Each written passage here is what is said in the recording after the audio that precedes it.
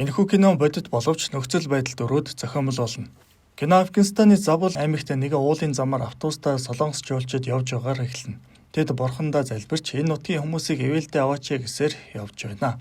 Гэсэн ч төд удалгүй тэдний 2006 оны 9-р сарын 19-нд талибын алан идэгчид хүч хэрэглэн барьцаалж авна.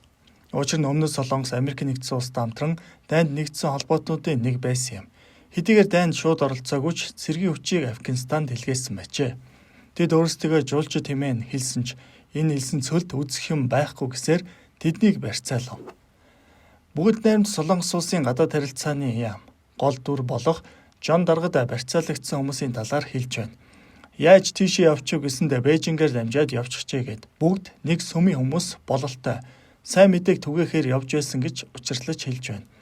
Удалгүй телевизээр алан идэгч итгээд Солонгосын 23 иргэнийг барьцаалсан Солонгосын засгийн газарт энд байгаа цэргүүдээ гаргахыг шаардаад Кабул шоронд байгаа 23 талибан хоригдлыг суллахыг шаардлаа. Жон дарга хэвлэлтэй харилцах хэлцэд тэднийг сайн дурынхан гэж хэлхийг тушаалбуулав. Алан идэгчид Солонгосын засгийн газарт 24 цагийн хугацаа өгч хүсэлтийг нь биелүүлэхгүй бол эдгээр хүмүүсийг бүгдийг нь ална гэж сүрдүүллээ. Энэ хэсэгт манай нөгөө гол дүр Пакистанд Карачи шоронд хоригдож байгаагаар гарна. Солонгосын засгийн газраас түүнийг тусдуулахаар шоронгоос гаргаж авч байгаа нь энэ. $3 хэвлэж байгаад хоригдоод 3-4 сар болсон. Афганистанд 23 хүн барьцаалагдсан. Тэдэнд чиний тусламж хэрэгтэй байна гэж арай гэж ятгах чадсанаар тийшээ явуулахаар боллоо. Жон дарга төлөөлөгчдийн хамтаар Афганистан руу ниснэ. Дэд сайдгээд нэг их том дарга бас цуг явна. Кабул газартахад тэднийг Солонгосын төлөөлөгч буута хамгаалагчдын хамтаар угтаж аваад явах гэж байтал Багдашиг аль хэдийн ирчихсэн уулзах гэсэн хамгаалагчт нь ойртолохгүй. Тэгсэн төлөөлөгч зүгээрээ тагнуул байгаа юм гээд Багдашиг та хэлцээр хийх хүн нөө гэсэнд Жон дарга нэг л тоохгүй их зан гаргаад манай хүн лөө муухай хараад нэг л дорд үзээд байна. Яагаад ийм удаж ирж байгаа? Мөнгөний зоригтой тулаа нааштай хариу өгөөрэй гэсэнд нохооцож байгаа юм шиг л шал тоохгүй. Манай хүнийг хөөгдөж өгөө билүү? Яагаад энд байгаа? Бид бүр тартагтаа тулчихжээ гэдэл дэд сайд нь бүр доош нь хийж байдаг. Багдашиг Иракт тохиролцоо хийж байсан ч барьцааны үн үхээд сэтгэл санаагаар нэлээд унсан юм шиг байна. Афганистаны гадаад харилцааны яамд ирлээ. 23 барьцааны иргэдийг сулламаар байна гэсэнд энэ удаад маш олон хүн байна гэд энэ нөхөр нэг л хөдлөж өгөхгүй тэдний шаардлагыг биелүүлээч цэргүүдээ гарга гэсэн хариулт өгч байна. Америкчуудын байр суурь чухал. Тэд энэхүү хоригдлуудыг суллахгүй нэгэд утсаар мэдэгдэж байна. Бүгд найрамд Солонгос улсаас хариу арга хэмжээ авах төлөөлөгчд. Багдашиг тэд юу гэж байна гэсэнд чиний хэрэг энэ далгаа бид хийх юма хийгээд явж байна гэсэнд Тэшиг чи энэ улсын талаар хэр их мэдхүүгээд Пак даргаас ам асуулаа. Төлөөлөгч хитгэн хоригдол гаргах гэж байгаад дээрэмдүүлэх шахсан. Гэтэл та бүр 23 хоригдол гаргах гэж байна. Энэ боломжгүй зүйл гэж тэнд хэллээ. Төлөөлөгч зурагтаар хэлж байна. Бид энэ хэрэг дээр Солонгосын талтай хамтран ажиллаж байгаа.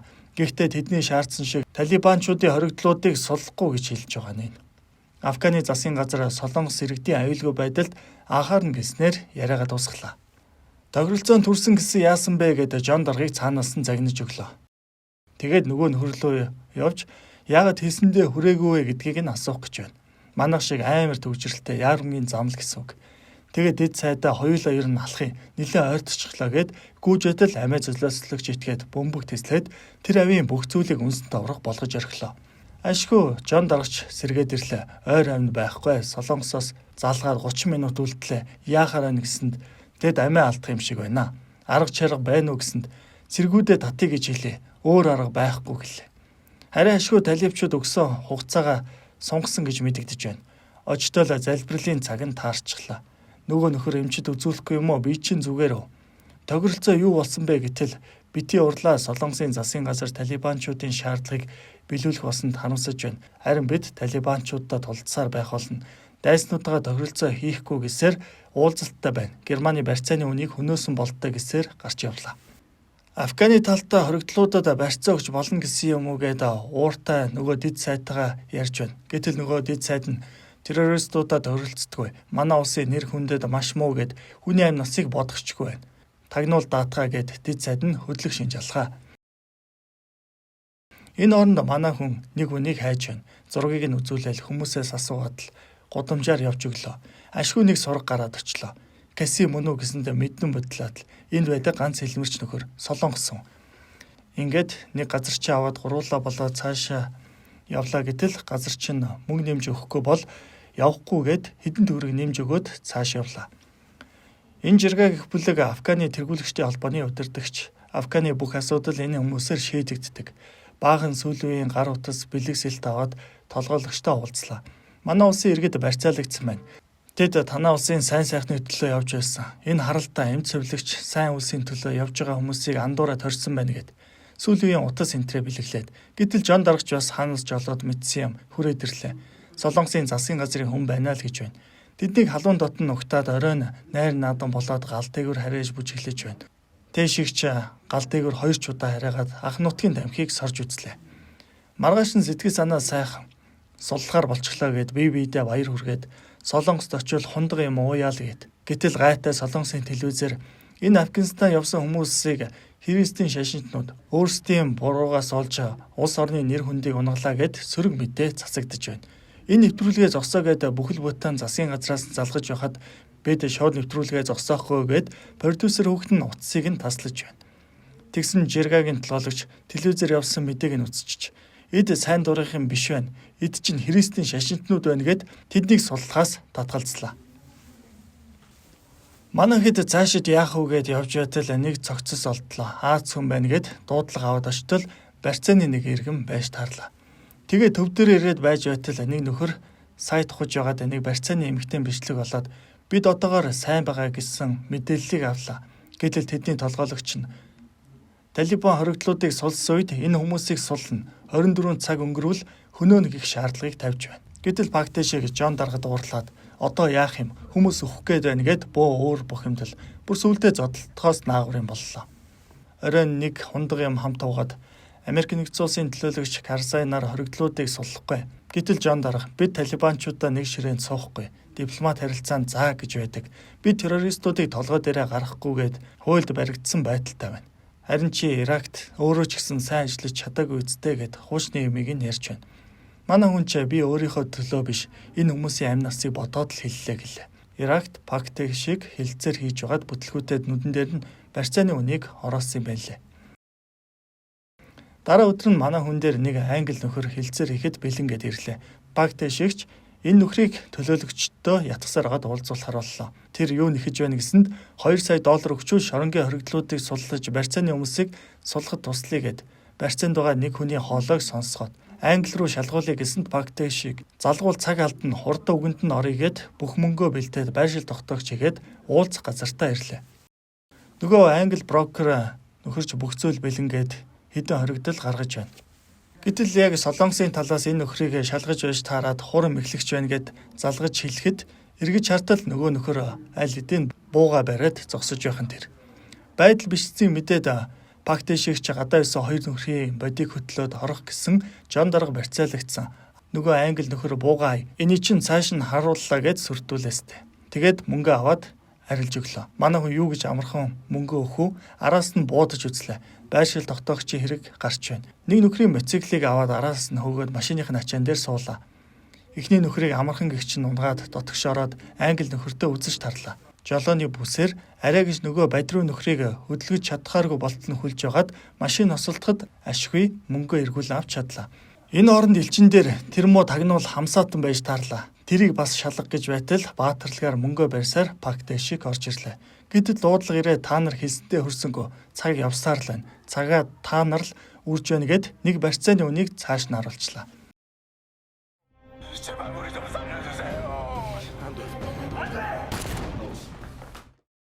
Хэрэгч нааштай шийдэгдсэнгүй. Гадаад харилцааны сайд өөрийн бээр ирж Жон Даргын нутаг буцаа би өөрөө зохицуулъя.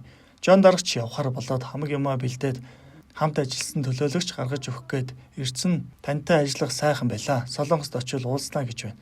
Гэтэл зурагтаар Солонгост дах барьцааны хүмүүсийн гэрийнхэн гарч байна. Энийг харсан Жон Даргын сэтгэл хөдлөөд нарийн бичгийн дарагтаа утсаар ирсэн ч нөгөөх нь сайд наанчин байгаа. Тэрний тушаалыг даг гээд халгаахгүй байна. Яалтгүй явах юм байна гэд гараад явж байтал утас дугарч таарлаа. Очоод автал ерөнхийлөгч нь нэрээ суллаж чадах юм уу? Энэ дандаа л боломжгүй зүйлийг хэлж байна. Манай хүн ч чадна гэд би тохиролцоо ийгээд сайдтай учирлаж хэлтэл нөгөөх нь буур хилцээр хэвэл террористуудаараа хамтарсан болно гэд. Гэтэл Жон Дарга Бидний үүрэг иргэдээ хамгаалах улс орны хэрэг 2-дугаарт гэж хэлээд хилцээр ихээр боллоо. Талибанчууд тохиролцоо ихэд бэлэн уулзъя гэж хэлүүлж байна. Бүх хэрэгтэй юм аваад барьцааны мөнгө аваад явахаар боллоо. Энэ хооронд Багтэг шиг Касимыг хэлмэрч хэрэгтэйгээд авч явахаар шоронд ирсэн байгаа нь. Энэ нөхөр мөрөөдө тоглоом тоглоод баригджээ. Хилцээр их газар руу явах уу гэсэн, үгүй энд байж вэ гэсэн, явахгүй бол ташуур дууланчтай гэсээр байгаад арай гэж ятгахсаар авч явлаа. Хилцээр их газарт ирэхэд Жон даргыг толгойд нь альчуур углаад аваад явлаа.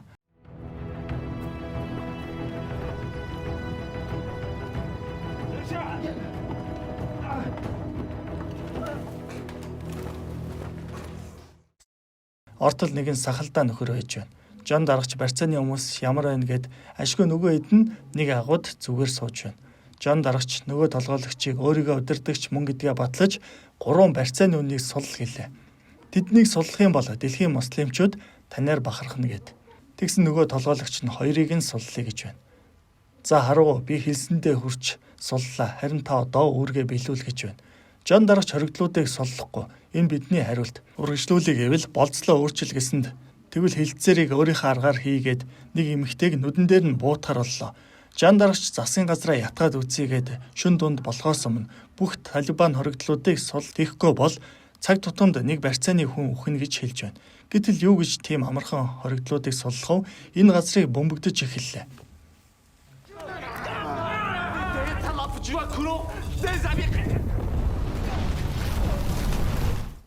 Солонгосын засгийн газар хилцээр хийхгүйгээд Жон даргыг буутахар болох үед агаараас бөмбөгдөж байгаа нь. Энэ аврах ажиллагаа биш ээ. Гүйцэх ажиллагаа байсан юм гээд нөхцөл байдлыг хэлж байна. Энэ ажиллагаа эхлэх юм бол энд байгаа бүх хүмүүс үхэн, танаа хүмүүс ч гэсэн үхэх болно. Сахалтай нөхөр засгийн газартаа ухар гэж хэл. Гэтэл Жон дарга бидэнд тийм эрх мэдэл байхгүй. Та биднийг дэндүү өндрөөр үнэлж байна. Тэгээ тохиролцоонд хүрсэн гэж хэлүүлээ бөмбөгдөл зогсно гэж хэлж байгаа юм. Харин Жон дарга мөнгөөр тохиролцол болж байна гэхэд ашгүй 50 сая $50 өгч гэсэнд Жон дарга арай гэж 20 сая болгоод тохиролцоонд хүрч чадж байгаа нь.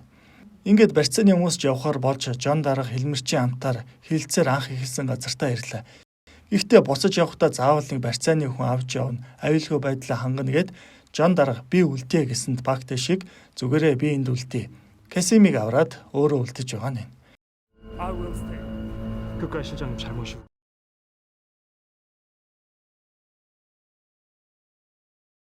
Энэ явдлаас 3 сарын дараа Жон даргын утсанд дуудлага ирж байна. Багтэ шиг Вашингтон явах чинь юу болсон бэ гэд залгалаа. Касимтай хамт нийлцсэн. Касим ярьж байна.